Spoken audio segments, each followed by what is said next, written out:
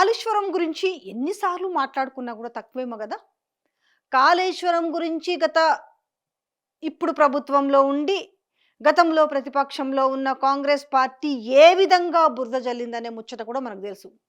ఎవరి నోట్ల నుంచి అయినా కూడా కాళేశ్వరం వేస్ట్ అంట కదా, కాళేశ్వరంలో 1,00,000 కోట్లు పోసిరట కదా, కాళేశ్వరం కూలిపోయిందట కదా, అది కాళేశ్వరం కాదు కూలేశ్వరం కదా అనే ముచ్చటనే కదా మనం విన్నది. అందుకే కాళేశ్వరం మీద కమిషన్ వేసినాము. ఇక కాళేశ్వరం నిత్యం వార్తల్లోనే ఉంటుంది, ఎప్పుడు కూడా నెగిటివ్ వార్తల్లో ఉంటుంది. సో నేను చూపిస్తున్న వార్త అయితే ఇప్పుడు నమస్తే తెలంగాణలో వార్త కాదు.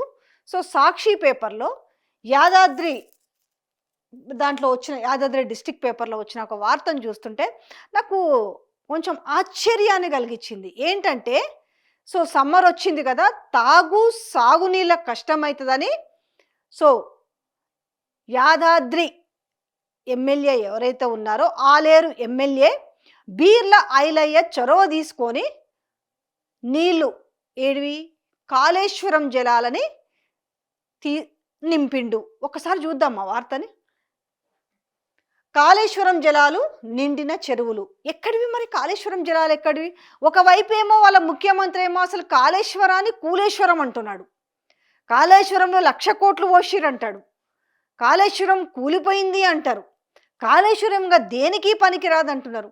మరి ఇక్కడ చూస్తేనేమో కాళేశ్వరం జలాలు నిండిన చెరువులు, ఎండిన పంటలకు జీవం పోసిన గోదావరి జలాలు ఇంతవరకు మంచిగుంది. అది మరి కాళేశ్వరమే లేదని ఎమ్మెల్యే బీర్ల ఐలయ్య చొరవతో తీరిన తాగునీటి కష్టాలు ఆనందం వ్యక్తం చేస్తున్న రైతులు. ఇగో ఇక్కడ చూడండి, ఈ ఫోటోలలో కూడా ఈ నీటి జలకళ చూడండి. మండే వేసవిలోను తుర్కపల్లి మండలంలోని చెరువులు జలకలను సంతరించుకున్నాయి.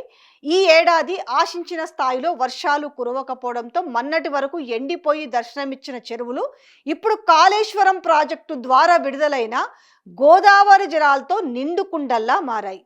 దీంతో తాగునీటి కష్టాలు తీరి అన్నదాతల్లో కొత్త ఆశలు చిగురించినాయి. ఇప్పుడు ఇవి కాళేశ్వరం జలాలే కదా, కాళేశ్వరం జలాలని విడుదల చేయడం ద్వారా ఇప్పుడు కాళేశ్వరం ప్రాజెక్ట్ ద్వారా విడుదలైన గోదావరి జలాలతో నిండు కుండల ద్వారా మారినాయి కదా. ఇప్పుడు ఏవి అక్కడ ఉన్నవి ఇప్పుడు కష్టాలు తీరి అన్నదాతల్లో కొత్త ఆశలు చిగురించినాయి. దీని చొరవ ఎవరు చూపించారు? బీర్ల ఐలయ్య చొరవ చూపించిన అనేది వార్త. ఇప్పుడు మరి బీర్ల ఐలయ్యనే మరి వాళ్ళ ఎమ్మెల్యేనే కదా, మరి ఇప్పటికైనా నిజమైతే బయటపడిందా? ఎంత దాన్ని దాచిపెట్టి మనం ఎంతసేపు దాని మీద అబద్ధాలు ఆడిద్దామని చెప్పేసి అదే పనిగా పనిగట్టుకొని జరుగుతున్న మీడియా దాడిని చూసినాం కదా, వ్యతిరేకులు దాని మీద ఏ రకంగా మాటల దాడి చేసిరో చూసినాం కదా. ఇక ఎమ్మెల్యే బీర్ల ఐలయ్య ప్రత్యేక చొరవ. వర్షాభావం కారణంగా మండలంలోని చాలా చెరువులు ఎండిపోయి పంటలకు నీరు లేక రైతులు తీవ్ర ఇబ్బందులు ఎదుర్కొన్నారు. మరోవైపు తాగునీటి సమస్య కూడా తీవ్ర రూపం దాల్చింది. రైతుల ఆవేదనను గమనించిన ఆలేరు ఎమ్మెల్యే ప్రభుత్వ బీర్ల ఐలయ్య ప్రత్యేక చొరవ తీసుకున్నారు. గత నెలలో ఇరిగేషన్ శాఖ అధికారులతో సమీక్ష నిర్వహించి నియోజకవర్గంలోని చెరువులకు తాగునీటి అవసరాల నిమిత్తం తక్షణమే నీళ్లు విడుదల చేయాలని ఆదేశించారు. మరి నీళ్ళే లేకపోతే ఆయన ఇరిగేషన్ వాళ్ళతో మాట్లాడి తక్షణమే నీళ్లు విడుదల చేయాలని ఏ రకంగా చొరవ తీసుకొని ఆదేశించారో మరి ఇలా ముఖ్యమంత్రి రేవంత్ రెడ్డి సమాధానం చెప్పాలి, లేకపోతే వాళ్ళ ఇరిగేషన్ మినిస్టరు ఉత్తమ్ కుమార్ రెడ్డి సమాధానం చెప్పాలి, లేదంటే వాళ్ళ వ్యవసాయ శాఖ మంత్రి తుమ్మల నాగేశ్వరరావు సమాధానం చెప్పాలా. కొండపోచమ్మ సాగర్ నుంచి ఎమ్మెల్యే ఆదేశాలతో అధికారులు కాళేశ్వరం ప్రాజెక్టు ప్రధాన కాలువ ద్వారా, బాగా వినండి ఒకసారి, మళ్ళీ చెప్తున్నాను, జర చెవులలో ఎవరైనా సీసం పోసుకొని ఉంటే కళ్ళకి ఏమైనా పెట్టుకుంటే కొంచెం దులుపుకొని ఒకసారి ఈ చెవులు రిక్కరించి కళ్ళు కూడా ఇట్లా చూస్తే కోస్తా ఆ వార్త అంటే బాగా తలకెక్కిన వాళ్ళు ఉంటారు కదా, నెగిటివిటీ తలకెక్కుకొని ఇప్పటికీ ఈ విషం చిమ్ముతున్న వాళ్ళకి ఒకసారి చదువుకోండి మీరు కూడా. లేకపోతే ఎమ్మెల్యే ఆదేశాలతో అధికారులు కాళేశ్వరం ప్రాజెక్టు ప్రధాన కాలువ ద్వారా కొండపోచమ్మ సాగర్కి గోదావరి జలాలను విడుదల చేశారు. అక్కడి నుంచి కాలువల ద్వారా తుర్కపల్లి మండలంలోని పలు గ్రామాల చెరువులను నింపారు. దీంతో గోపాలపురం గ్రామంలోని కొండపోచమ్మ చెరువు పొట్టోనికుంట, నాగయ్యపల్లి చెరువు, వాసాలమరి గ్రామంలోని కొత్తకుంట చెరువు, వంతకుంట చెరువు, మైసమ్మకుంట, తోక చెరువు, మాదాపూర్ గ్రామంలోని జగ్గయ్య చెరువు, కొత్త చెరువు, చిన్న లక్ష్మాపురంలోని దాపల్ చెరువు, తుర్కపల్లిలోని బహదూర్ మిరియా చెరువు, వెంకటాపురంలోని సూదిలేని చెరువు, మల్కాపూర్లోని తోక చెరువు, మల్కలపల్లిలోని చౌదరి చెరువు, ధర్మారంలోని గోవింద్ చెరువు, పల్లెపహాడ్లోని సోమయ్య చెరువుల నుండి జలకలను సంతరించుకున్నాయి. చెరువులు నిండడంతో రైతులు సాగునీటి సమస్య తీరింది. దీనికి తోడు పశువుల దాహార్తి తీర్చడానికి గ్రామాల తాగునీటి అవసరాల కోసం ఈ నీరు ఎంతో ఉపయోగపడుతుందని మండల ప్రజలు సంతోషం వ్యక్తం చేశారు. అంతేగా సంతోషం వ్యక్తం చేసిన వల్ల ఎవరామె దొమ్మాట అనురాధబాబు సర్పంచ్, ఆమె వాసాలమరి ఆమె ఒపీనియన్ చెప్పింది. రైతులకు నీటి సమస్య తలెత్తకుండా కాళేశ్వరం ప్రాజెక్టు ద్వారా గోదావరి జలాలను విడుదల చేయడంతో మా గ్రామ చెరువులన్నీ నిండాయి. ఎండిపోతున్న దశలో ఉన్న పంటలు బతికిపోయాయి. వ్యవసాయం సాఫీగా సాగుతుంది. రైతులకు ఇంతటి పెద్ద ఊరట కలిగించిన ఎమ్మెల్యే బీర్ల ఐలయ్యకు ప్రత్యేక కృతజ్ఞతలు తెలుపుతున్నాము. ఇంకా అలాగే ఈ వాసాలమరి గ్రామస్తుడు పలుగుల లింగయ్య మాట్లాడిన మాటలు కూడా చూద్దాం.